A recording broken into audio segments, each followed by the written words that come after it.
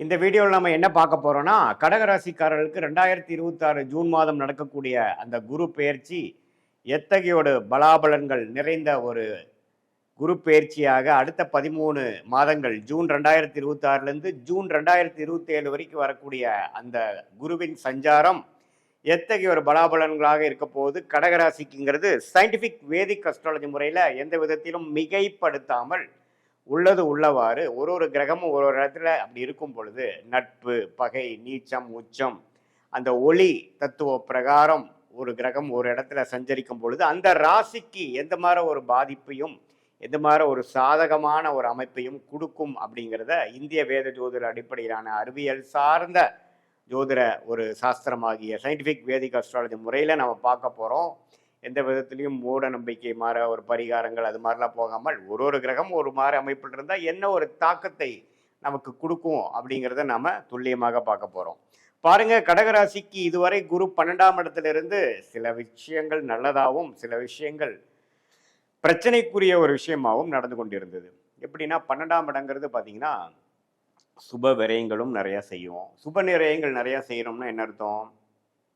நம்ம இன்கம் வருமானம் இல்லாமல் விரயங்கள் செய்ய முடியாது. அப்படிங்கன்னா வருமானமும் இருந்தது ஒரு பக்கம். 2025 ஜூன் மாதத்திலிருந்து மே மாதம் வரை வருமானமும் ஒரு பக்கம் வந்தது. அதே மாதிரி செலவுகளும் போய்கொண்டிருந்ததுங்கிறது சொல்லக்கூடிய கடகராசிக்காரர்களுக்கு இப்போ குரு ராசிக்குள்ள வரும் பொழுது ஃபஸ்ட்டு என்ன நடக்கும் அப்படின்னு பார்த்தீங்கன்னா செலவுகள் குறையும். நம்ம எந்த மாதிரி ஒரு விஷயத்தில் அதிகமாக நம்ம செலவு பண்ணிகிட்டு இருக்கோமோ அந்த அமைப்புகள்லாம் கொஞ்சம் கட்டுக்குள் வரும். தேவையற்ற செலவுகள் அதிகமாக தீர்க்கமாக யோசிக்காமல் சில விஷயங்கள் செய்து அதனால விரயங்கள் வந்து கொண்டிருக்கிறது.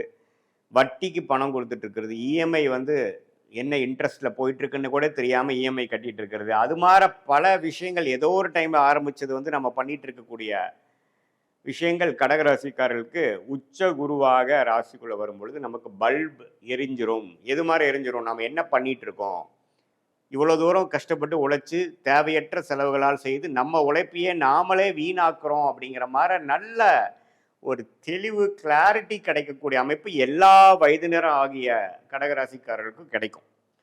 இப்போ நம்ம மாணவர்களாக இருந்தாலும் சரி, நடுத்தர வயதினராக இருந்தாலும் சரி, இளம் வயதினராக இருந்தாலும் சரி, சீனியர் சிட்டிசனாக இருந்தாலும் சரி, இல்லத்தரசிகளாக இருந்தாலும் சரி, எல்லாருக்கும் பார்த்திங்கன்னா அவங்கவுங்களுடைய வாழ்க்கையில் என்னென்ன விஷயங்கள் செய்கிறாங்களோ அவங்களுடைய வாழ்க்கை சம்பவத்தில் என்னென்ன மாதிரி பிரச்சனைகள் இருக்கோ அந்த பிரச்சனைகளை டீல் பண்ணுறதுக்கு கிளாரிட்டி இல்லாமல் ஒரு தெளிவில்லாமல் நம்ம போராடி கொண்டு இருக்கக்கூடிய கடகராசிக்காரர்கள் 2025 ஜூன் மாதத்திலேருந்து மே 2026 வரைக்கும் இந்த 10-11 மாதங்கள் நாம் கஷ்டப்பட்டுட்டு இருந்தது. ஃபினான்ஷியலாகவும் சரி, உறவுகளாலும் சரி,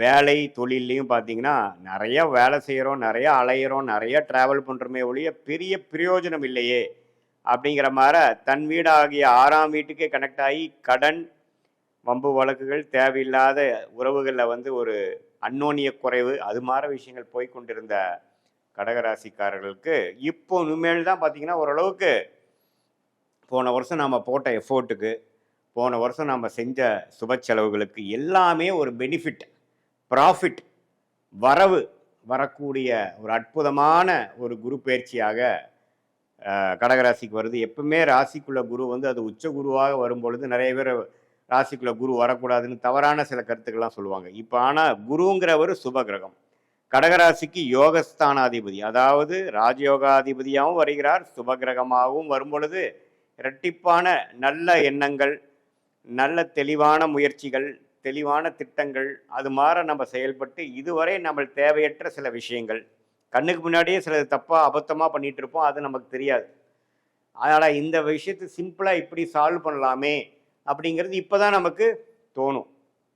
ஸோ அது மாதிரியான சில வாழ்க்கை மாற்றங்கள், செயல் மாற்றங்கள், முயற்சி மாற்றங்கள் எல்லாம் செய்து அது மூலமாக நல்ல ஒரு மனநிலை, நல்ல ஒரு உடல்நிலை, நல்ல ஒரு பேர் பெறக்கூடிய ஒரு அமைப்பு கடகராசிக்காரர்களுக்கு உண்டு. வாழ்க்கையில் குடும்பத்தினர் உள்ள குடும்பமாக இருந்தாலும் சரி, உங்களுடைய கொலீக்ஸாக இருந்தாலும் சரி, ஃப்ரெண்ட்ஸாக இருந்தாலும் சரி, எல்லாத்திலேயே கொஞ்சம் நல்லுறவு பேணிச்சு இந்த குச்சகுருவின் பார்வை 7ஆம் இடத்துல விழுகும் பொழுது நம்மளுடைய சோஷியல் லைஃப் இன்னும் கொஞ்சம் இம்ப்ரூவ் ஆகும். ஸ்டேட்டஸ் இந்த சொசைட்டி கொஞ்சம் இம்ப்ரூவ் ஆகும். People will start recognising you. உங்களை இப்போ தான் வந்து ரெகக்னைஸ் பண்ணுவாங்க. ஓ! இவரா இந்த அளவுக்கு வந்துட்டாரா? ஓஹோ! ஸ்டாண்ட் பண்ணிட்டாரு போல. அப்படிங்கிற மார சில விஷயங்கள். உங்களுக்கே பார்த்தீங்கன்னா, you will be totally in control of yourself. இது மாரி 2025லேருந்து 2026 மே மாதம் வரைக்கும் நீங்க அப்படி இருந்தீங்கன்னு சொல்ல முடியாது. ஏதோ காலகட்டாயம் ஓடிட்டு இருக்கேன், ஒண்ணு செய்றேன். அன்னன்னைக்கு என்ன தோணுதோ அத வச்சு நான் செஞ்சுட்டு இருக்கேங்கிற மாரி இருந்தவங்களுக்கு, இப்ப நல்லாவே ஒரு ஸ்டெபிலிட்டி கிடைக்கும். நல்ல ஒரு முன்னேற்றம் கிடைக்கும்.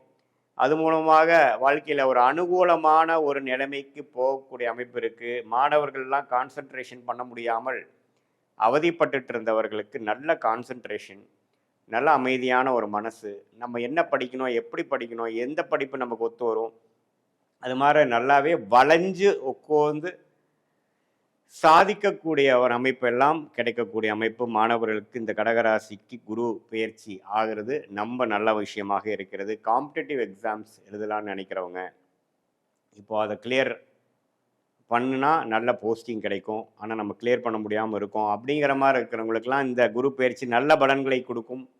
அதே மாதிரி வேலையில் ப்ரமோஷன், வேலையில் நல்ல மாற்றம், தொழிலில் அபிவிருத்தி, பார்ட்னர்ஸ்குள்ளே கொஞ்சம் நல்ல உறவு கொண்டாடக்கூடிய, நல்ல உறவு பேணக்கூடிய ஒரு அமைப்பு. இது எல்லாமே கொடுக்க வல்லதாக இந்த கடகராசிக்கு உச்ச குரு வருவது அருமையான விஷயம்.